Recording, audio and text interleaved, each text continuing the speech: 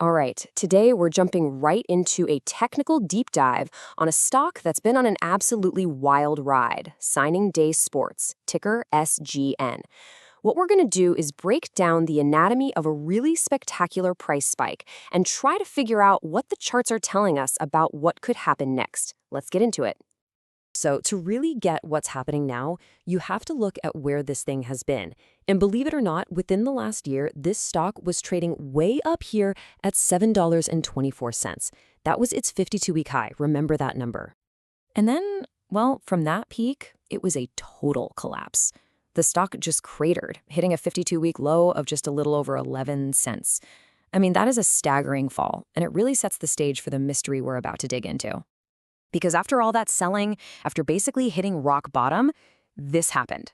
Out of nowhere, in a single day, the stock just explodes, up over 33%. So the big question is, how? What on earth caused this sudden reversal? And maybe more importantly, is it for real? To figure that out, we're going to have to put on our detective hats, We're going to treat this like a proper technical investigation. And like any good investigation, you start with the most recent evidence, the clues from this huge update.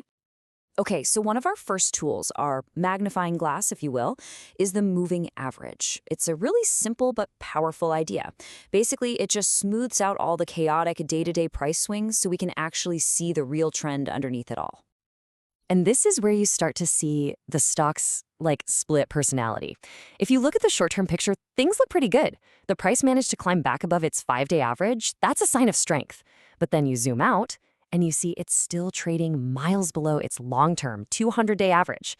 It's a classic battle between a hopeful present and a really, really painful past. And it's not just one thing. The case for a short-term pop gets even stronger when you see other indicators flipping green. You've got the parabolic SAR flashing a buy signal. The MACD, another key momentum indicator, just had what's called a bullish crossover. These are all positive clues stacking up, pointing to a potential and, let's be honest, a much-needed relief rally. But, any good investigator knows you can't just look at the last 24 hours. To really understand the story, you have to zoom out. You have to examine the backstory, the bigger context for why this spike is even happening. And boom, there it is. This slide just lays it all out. That one good day, as exciting as it was for some people, happened inside of a massive long-term downtrend. You could say a single battle might have been won by the bulls, but the war is still very much being controlled by the bears.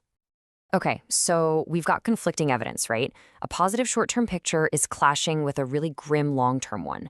So what's the tiebreaker? Well, now we have to try and gauge the momentum. We need to measure the force, the conviction behind this recent move. For that, we bring out another tool, the Relative Strength Index, or RSI. Now, you can think of this thing kind of like a speedometer for stock prices.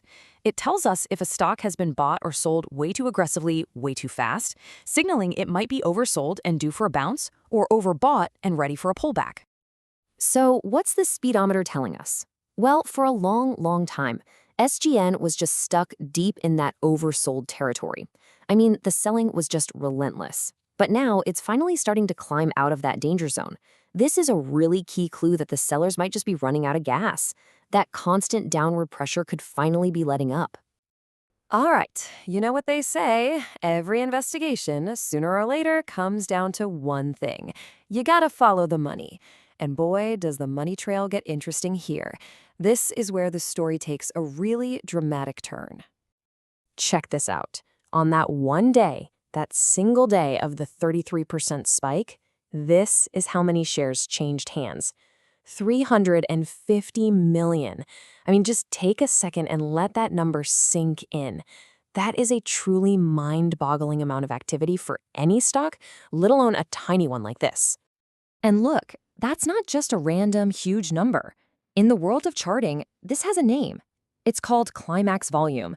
And it often happens at a moment of final dramatic panic, where the last exhausted sellers finally throw in the towel and a flood of new aggressive buyers rushes in to scoop up the shares. It can, and very often does, mark a major turning point. And we've got backup for this theory. We can look at the Money Flow Index, the MFI, which uses both price and that crazy volume to measure buying pressure. And would you look at that? A reading near 90 is incredibly high. It shows that the massive volume we just saw was driven by a powerful wave of money flowing into the stock. The money trail is undeniable. Okay, we've gathered all the evidence. We've looked at the short-term clues, the long-term backstory, we followed the money. Now it's time to put it all on the board and come to a verdict. What's the risk versus the reward here? So here's where we're at, the whole thing laid out. On one hand, the bullish case. You've got that historic climax volume, the positive signals, the signs that sellers are just tired out. But on the other hand, the bearish case is staring you right in the face. You simply cannot ignore that brutal long-term downtrend, the wild volatility, and yeah, the risks that always come with these kinds of low-priced stocks. It is a true high-stakes standoff. So, what does this all mean for what happens next? Well, the technicals give us a pretty clear roadmap of the key levels to watch. The big one, the pivot point, is 25 cents. If the buyers can push and hold the price above that level, the next target is up around 32 cents. But, and this is a big but, if the price breaks down below that support level around 15 cents, this whole rally could just vanish as quickly as it appeared. And really, it all boils down to this one final question that this whole chart is asking us. After a historic collapse and a spectacular one-day surge, is this the start of a real, genuine turnaround? Or is it all just what traders call a dead cat bounce? You know, that temporary little hop a stock makes on its way even lower. The clues are on the table, and the market's next few moves will tell us the rest of the story.